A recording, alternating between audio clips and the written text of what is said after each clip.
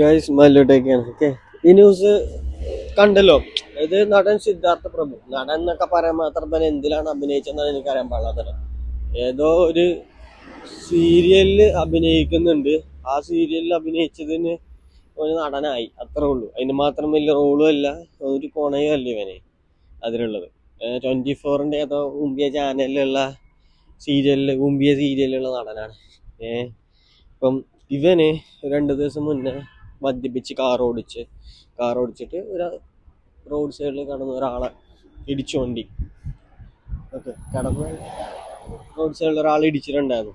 അപ്പോൾ അങ്ങനെ ഇപ്പം എന്താ പറയാ, ആള് ഹോസ്പിറ്റലിലായപ്പോൾ ഇപ്പം എന്തായെന്ന് വെച്ചാൽ ആള് മരിച്ചു. തമിഴനാണ് മരിച്ചത്, തമിഴ്നാട് സ്വദേശിയാണ്. അപ്പം ഇവൻ അന്ന് അവിടെ റോട്ടിൽ കിടന്ന് കാട്ടിക്കൂട്ടിയ പരാക്രമം എന്ന് പറഞ്ഞാൽ കള്ളു കുടിച്ചിട്ടുണ്ട്. അതിന് പുറമെ കഞ്ചാവും MDMA കൂടി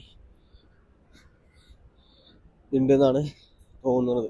ഓക്കെ, ഈ കഞ്ചാവ് MDMA കള്ളും കുടിച്ചിട്ടാണ് ഇവനെ വണ്ടി ഓടിച്ച ഒരാളെ തട്ടിയത്. എന്നിട്ട് അതിൻ്റെ മോനോടെ കിടന്ന് കാണിച്ച പരാക്രമം എത്രത്തോളം ആണെന്നുള്ളത് നമ്മളെല്ലാവരും മീഡിയ വഴി കണ്ടതാണ്. എന്നിട്ടും അവിടെ നാട്ടുകാരെ പിടിച്ചു വെച്ചിട്ട് പോന് അവിടെയുള്ള നാട്ടുകാരെ ചേർന്ന് സംഘം ചേർന്ന് അടിക്കും ഒക്കെയാണ് അവൻ്റെ മെയിൻ പരിപാടി.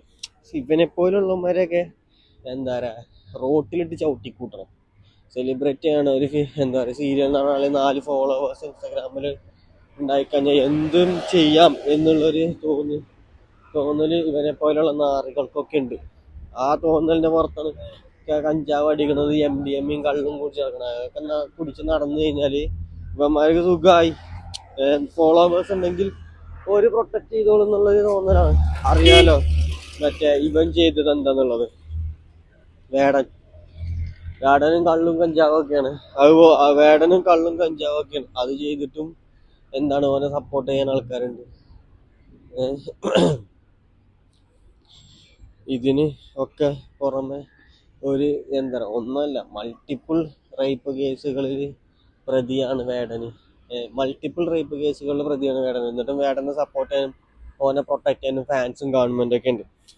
അപ്പം ഇവന്മാരുടെയൊക്കെ ഉള്ളിലുള്ളത് ഇത് തന്നെയാണ്. 4 ഫാൻസ് ഉണ്ടായിക്കഴിഞ്ഞാൽ അവർ രക്ഷപ്പെടും, പ്രൊട്ടക്ഷന് കിട്ടും എന്നുള്ളൊരു തോന്നലാണ് ഇവർ നടക്കുന്നത്. പിന്നെ ഒരു PR വർക്ക് ഉണ്ടെങ്കിൽ പൈസയും കൊടുത്തു കഴിഞ്ഞാൽ ഈസി ആയിട്ട് ഇവനൊക്കെ രക്ഷപ്പെട്ടു പോകാം എന്നുള്ള തോന്നലാണ് ഉള്ളത്.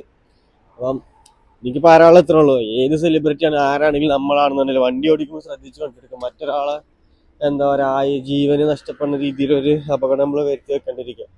പുതിയൊരു വീഡിയോ നാളെ കാണാം. ചാനൽ ഇഷ്ടപ്പെടും, സബ്സ്ക്രൈബ് ചെയ്യണം.